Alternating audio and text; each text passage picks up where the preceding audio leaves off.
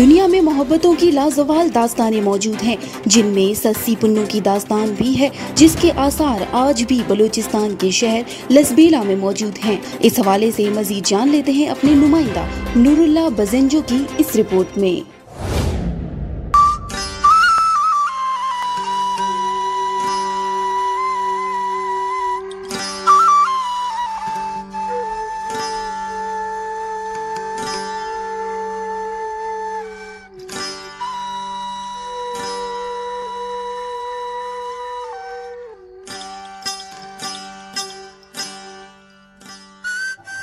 جی بالکل، آج آپ لوگوں کو محبت کی سچی داستان سنائیں گے۔ پنو یعنی میر دوستین ہوت میر علی کا بیٹا تھا، جو میر ہوت خان بلوچستان کے مشہور قبیلے ہوت کا سردار تھا، اور سسی بمبور کے راجہ کی بیٹی تھی۔ اس کی پیدائش پر جوتشیوں نے راجہ کو کہا کہ یہ لڑکی شاہی خاندان کے لیے بدشگونی ہے۔ راجہ نے لڑکی کو ایک لکڑی کے صندوق میں ڈال کر دریائے سندھ میں بہا دیا۔ صندوق بمبور کے گاؤں کے ایک بے اولاد دھوبی کے ہاتھ لگا، جس نے لڑکی کو خدا کا عطیہ سمجھ کر اپنے اولاد کی طرح پالا۔ سسی جب جوان ہوئی تو اس کے خوبصورتی کے چرچے دور دور تک پھیل گئے۔ پنو نے جب سسی کے بارے میں سنا تو اس سے ملنے کا اشتیاق پیدا ہوا، جس پر نوجوان شہزادے نے بمبور کا رخ کیا۔ پنو اپنے کپڑے دھلوانے کے بہانے سسی کے باپ کے پاس آیا، جو ایک دھوبی تھا۔ اس کے گھر پر سسی کو پہلی نظر دیکھتے ہی اس کا دیوانہ ہو گیا۔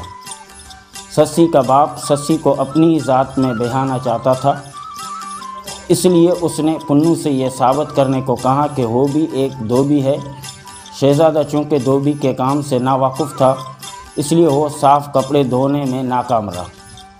اس کا حل اس نے یوں نکالا کہ ہر کپڑے کے جیب میں اس نے ایک سونے کا سکہ ڈال دیا، جس پر تمام گاؤں والوں نے اس کی دلائی کی تعریف کی، اور یوں ہی سسی کا والد اسے اس سے بہانے پر تیار ہو گیا۔ تو جیسے جیجا سسوئی نے یہاں سے پہلے آگے گئی ہوئی 250 کلومیٹر، پھر وہاں سے واپس آئی ہے، تو اب اتنی کوئی ہمت نہیں کہ اس پہاڑ کو کراس کر سکے۔ سفر میں اسے خشک ریگستان سے گزرنا پڑا، مگر اس نے اپنا سفر جاری رکھا۔ تمام سفر میں وہ پنو پنو پکارتی رہی۔ انتہائی پیاس کی حالت میں اسے ایک چراوا ملا، جس نے اسے پینے کو پانی دیا۔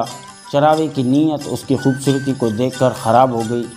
سسی وہاں سے بھاگ گئی اور رب سے دعا کی کہ اسے چھپا لے۔ خدا نے اس کی دعا سنی، زمین شق ہوئی اور وہ اس میں سما گئی۔ سسی نے اپنے آپ کو پہاڑوں کے ایک وادی میں دفن پایا۔ اگلے روز جب پنو کو ہوش آیا تو وہ بھی سسی سسی پکارتے ہوئے بمبور کی طرف بھاگا۔ راستے میں اس کی ملاقات اسی چراوے سے ہوئی، جس نے اسے سارا ماجرا سنایا۔ پنو نے بھی اپنے رب سے وہی دعا کی، اور زمین ایک بار پھر شق ہوئی، اور پنو بھی اسی میں سما گیا اور اپنے آپ کو اسی پہاڑوں کی وادی میں دفن پایا جہاں سسی دفن تھی۔ یہ افسانوی قبر آج بھی موجود ہے۔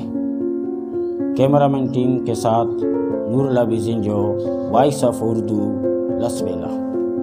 یہ ویڈیو کیسی لگی اس کے بارے میں ہمارے فیس بک اور یوٹیوب پر اپنی رائے سے ضرور آگاہ کیجیے گا۔ ہمارے فیس بک چینل کو لائک اور فالو کیجیے، اور یوٹیوب چینل کو سبسکرائب ضرور کیجیے، تاکہ ہر نئی آنے والی ویڈیو سے متعلق آپ کو بر وقت معلومات ملتی رہے۔